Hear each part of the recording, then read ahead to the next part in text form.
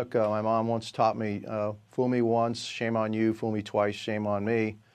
It was about this time, about 4 years ago, that we heard of this illness that was attacking the respiratory system of the elderly. And now we're hearing about an illness that attacks the respiratory system of our children. And so, yeah, I think that there should be a travel ban with China. If we disrupt somebody's travel plans, I don't think that's too high a price to pay to assure our children's safety. And so I hope that the Biden administration would do that. Do I think he's going to do that? No, I don't think he will do that. Every single day for like the past couple of weeks, we're getting breaking news that this new mystery illness has reached a new city, a new state, a new country, you name it. It's spreading everywhere. Places from around the world are reporting that this mystery illness has reached their area. But the question still remains, what even is this? What are we even dealing with here? Is this a new virus, a new disease that we don't even have the name for yet, that we haven't even really recognized yet? Is this just seasonal flus and it just so happens to be worse than usual? Is this something new, something deadly, something we should be extremely concerned about? Or is this just the effect of having your society on lockdown? Not able to breathe fresh air, not able to interact with other human beings. What is really going on here? That's the question. And we have yet to have that question answered. Now, some experts are saying some things, but no one seems to be on the same page 100%. One health official will say, oh, this is white lung syndrome. The other will blame it on something else.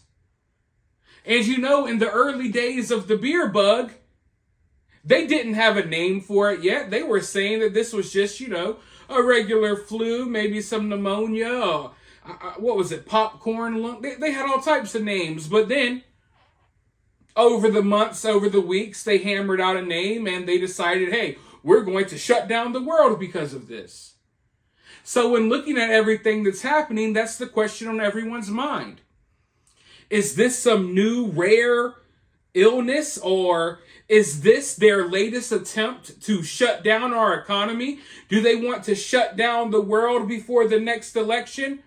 Or is this them just trying to get people desperately, trying to get people to get the jab who haven't already? Maybe this is their last little push to get parents to consider getting their kids the jab. Or we don't know. We just don't know right now. But you want to know what I do know? I do know something that I find really concerning, and I find it very odd that this is happening at the same time as this mystery outbreak. I'm sure some of you maybe already know this. Maybe you have not connected the dots. But over the past month, CVS and several other pharmacies, they have been removing popular cough medicines from their shelves. I'm talking about these are medicines, cough medicines, that people have been using for years. You get kind of sick, you feel under the weather, you hit up Walgreens, you hit up CVS, you get you some NyQuil, some Sudafed. I can't name all of them, but you go get your cough medicines for your kids. It's literally stuff that people have been using for years. You don't really want to go to the doctor, you don't want to go to the immediate med, it's not serious enough to go to the hospital. We're going to go get you a little cough medicine, you'll be all right, whatever. That's how, growing up, my mom didn't rush me to the hospital every time I had a runny nose or a fever. I know nowadays Some parents are like that, but you get some cough medicine, you'll be all right. Right? I mean, I think that my immune system is pretty good. I don't get sick often because I've built up my immune system over the years. But over the past month or so, CVS and other pharmacies, they've already announced this on the news. It hasn't been a big news story. But they've been kind of quietly removing all of these cough medicines from their store shelves. Now, why is that? They say, oh, because, well, this cough medicine really wasn't as effective as we thought, even though y'all have been selling it since I was born, if not longer. Oh, well, this has something in it, maybe too much sugar or this or that. Y'all have been selling this for decades. Now, all of a sudden, you want to start pulling these little cough medicines off the shelves, stuff that people have been using to nurse themselves for years, stuff that people have been using to sleep better, to help with their congestions, with their headaches, with their sore throats. And it's all happening right as we have this new mystery outbreak that mainly affects kids. Now, what are parents going to do when they find out that their kids are sick? Your kid has a little cough. Your kid has a fever. Maybe he feels under the weather. Well, a lot of parents are going to go to CVS. They're going to go to their local pharmacy to get the cough medicine that they always get. And guess what? It's not going to be there. After years and years and years, in a lot of cases, decades and decades of selling these brands, all of a sudden, right as this new mystery illness comes about, a mystery illness that in all honesty could probably be treated with some of this random cough medicine. Oh, no. Y'all can't buy this anymore. They didn't do this last year, the year before that, 100 years before this. No, we're going to wait the same exact month that this mystery illness spreads, and children are going to the hospital everywhere, and parents are most likely out here looking for, these little cough medicines and stuff. No, we're going to take it off the shelves. Now, what happens then? When a parent's like, oh, well, I can't go to the local store and get some medicine to help my kid. Now the parent has to go to the hospital. An everyday average, little cold, a little thing that you wouldn't have to worry about, that you would go to CVS, grab a little, medicine that's supposed to taste like cherries or grapes, when really it tastes like horse ass. We've all been kids. We all dealt with it. But now, a lot of parents aren't going to have those options. So where do they go? They go to the hospital. And then the hospitals report, oh, we're overrun. There's so many people here. This is an outbreak. Everything's going crazy. When in reality, a lot of the people who are at the hospital wouldn't even be there if they could have gone and gotten these little cough medicines from CVS. But they don't want that.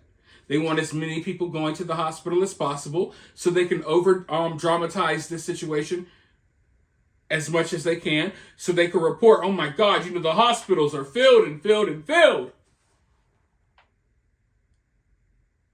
Looking at, I always say, pay attention to the timing of things.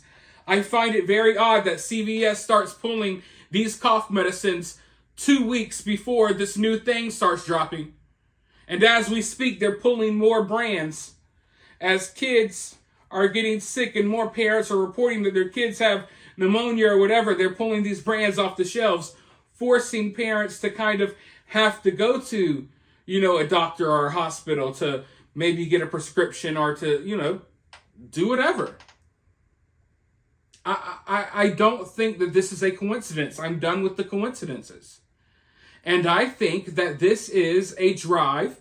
Right now, by pulling these meds, you're trying to drive people to the hospital, and you're trying to drive parents into feeling as if they have no other option than to jabinate their kids with your nonsense that you tested on 3 rats. But before I go any further, let's go ahead and roll this little clip real quick from the news, and then I'll be right back with more thoughts. Many disease specialists have been reassuring about China's new outbreak of pneumonia in children.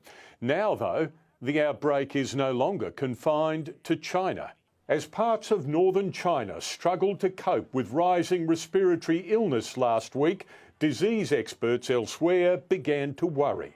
A global infectious diseases watchdog cast it as an outbreak of pneumonia. It reported hospitals overwhelmed with sick children, classes on the verge of suspension, and a suspicion authorities were covering up the epidemic. It is safe to travel and do business in China, and there is no need to worry, China's foreign ministry spokesperson says. And many disease experts see the increase as predictable after China imposed some of the world's toughest restrictions to prevent COVID spread across 3 years, then lifted those restrictions last December. Yet similar to the rise in China, the Netherlands has now reported a marked jump in pneumonia cases in children aged 5 to 14. The number of cases in the age group almost doubled last year's number of cases. For now, the world is watching and wary of any repeat of the early days of the pandemic. You tell me what you think all of this looks like down in the comments below. I'll tell you what it looks like, and I already have. It looks like they're setting the stage for round 2 of the beer bug. I don't think it's going to get as bad. I don't think they'll get as strict with their restrictions, but I do think they're going to at least try. I think they're going to at least try. And right now, with things like, like I was talking about at the beginning of this video, with them removing these little cough medicines and stuff off the shelves, they're purposely trying to make this situation get worse.